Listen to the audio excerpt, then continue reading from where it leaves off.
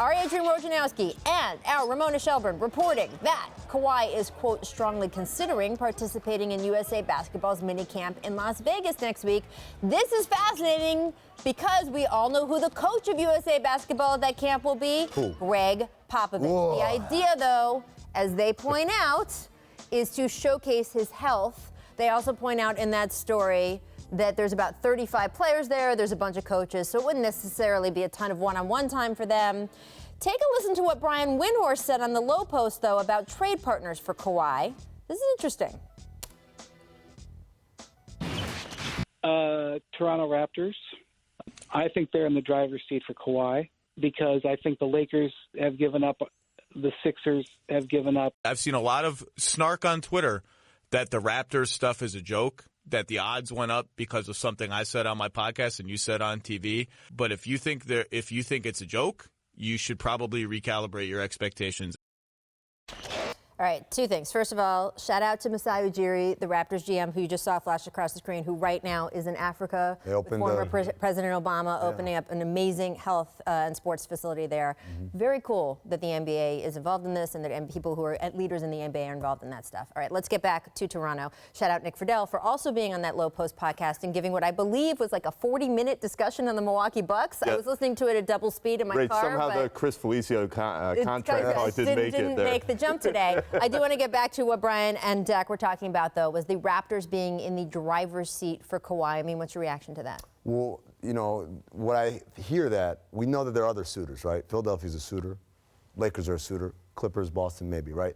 Although Brian said on that podcast that he hears that the Lakers and Philly have basically given up. Now, Ramona and Woj sort of dug into that a little deeper in their story today about they're there. It's but all exactly. Yeah. Relatively speaking, these are teams that are interested, right? So when I hear that they're in the driver's seat, that means San Antonio probably has a very high asking price that those teams that you just said are shying away because that price is a little too pricey. And meanwhile, Toronto's like, no, we can cover that. It's like trying to sell a used car and say, I want $150,000. And I'm like, why am I paying $150,000 for this car? And there's a guy who says, I got $150,000. That doesn't mean necessarily I'm ready to pay that $150,000 or whatever it is may be. But you need it if it's there. Exactly. That I am not shocked or sticker shocked by your asking price. It may not mean I'm going to agree to it, but I'm here for it. Guys, I still don't think Toronto's good enough even with Kawhi because I don't think they have enough pieces that will get them past a healthy Boston. Well, you'd have to think, I mean, part of it we don't know because we don't know what they'd be giving up. You'd assume they'd be giving up DeRozan in that exchange, An OG. right? An OG, okay. Right, but even then, Would they? Then, here's the difference, Again, though. on the Low Post with Nick Friedel and Brian Windhorst, OG Anunoby was. Yeah. Oh no, was OG, yes. I'm saying deal. DeMar. Well, I don't know. in there? If it's a big enough deal that they're the ones who are willing to pay the price that the Spurs are asking, I'd have to think it would involve DeMar or Kyle, right?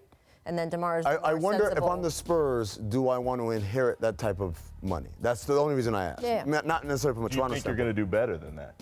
Well, I mean, if I'm getting a lot of stuff, young play, because remember, Toronto has a lot of young players that people are very excited about, right?